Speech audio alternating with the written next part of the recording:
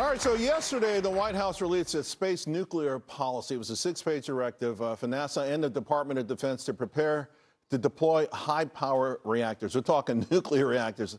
The orbit 2028, moon 2030, deep space 2031.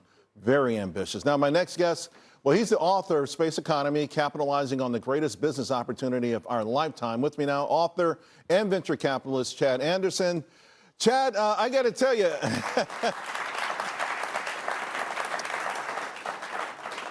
the title of your book was a bold statement in 2023, and yet I think there's a stronger argument now that, yeah, this is the greatest opportunity of our lifetime. So let's just talk about the recent ramp up of all of this.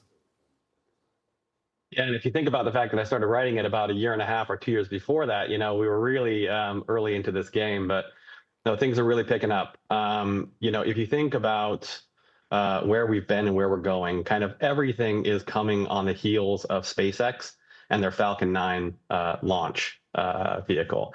So we've been operating in space for decades, but it's really only become a category for investors in the last few years. And that's because SpaceX brought the price of launch down and made it accessible for new companies to come in and try new things and experiment with new technologies.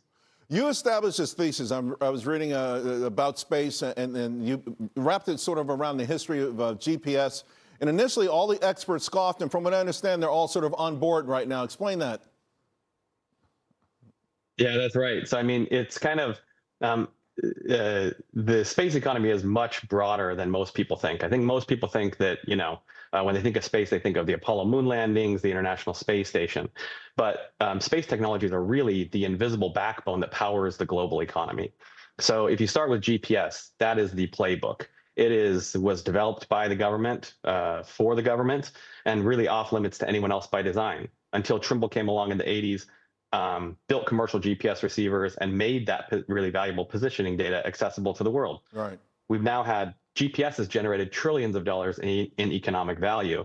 And so if you think about that in terms of the infrastructure that's in orbit, the distribution, the commercial GPS receivers that access that signal, and then all the software and applications that are built on top of that is powering transportation, logistics, agriculture, construction.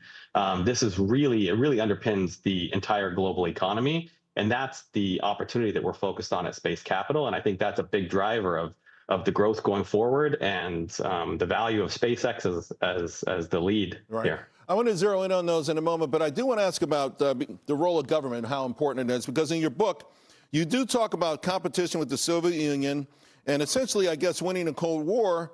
It had justified our space program because it was a race with the Soviet Union.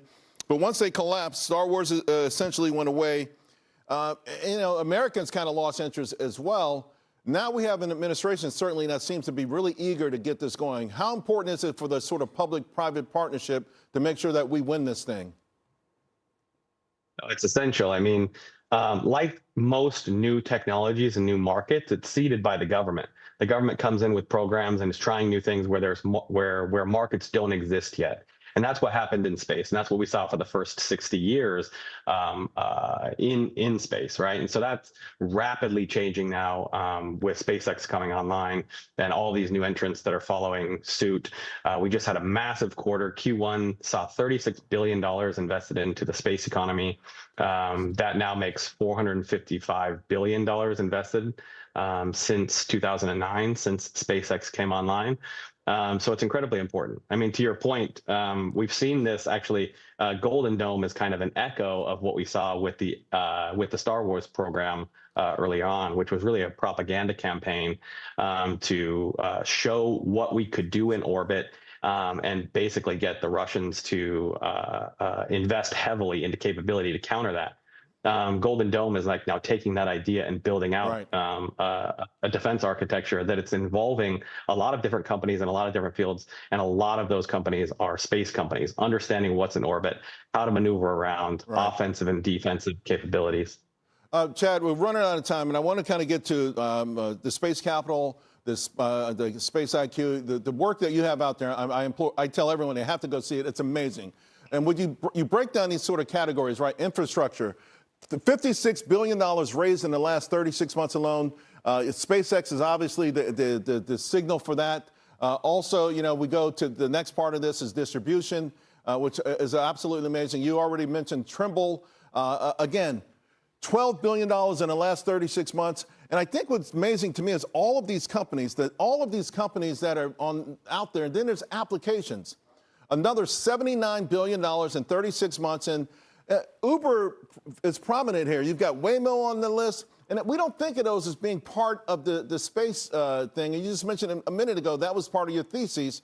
So I want to ask just quickly, you also have emerging industries. It's small. It's only 2% of the funding so far, but I see stations on there, lunar on there, logistics, industrials. There's some publicly traded names right now that fit the bill, right? Yeah, that's right. I mean, so most of what's going on is in satellites that are generating really valuable data and powering the world's largest industries. There's also launch. Emerging industries are these new markets that are coming online that are interesting, and we're very early here, right? So a lot of the companies are private, but there are a few public ones. Firefly is one of those. Rocket Lab, you just had Sir Peter Beck on, and he is an incredible founder and company doing amazing things in this category.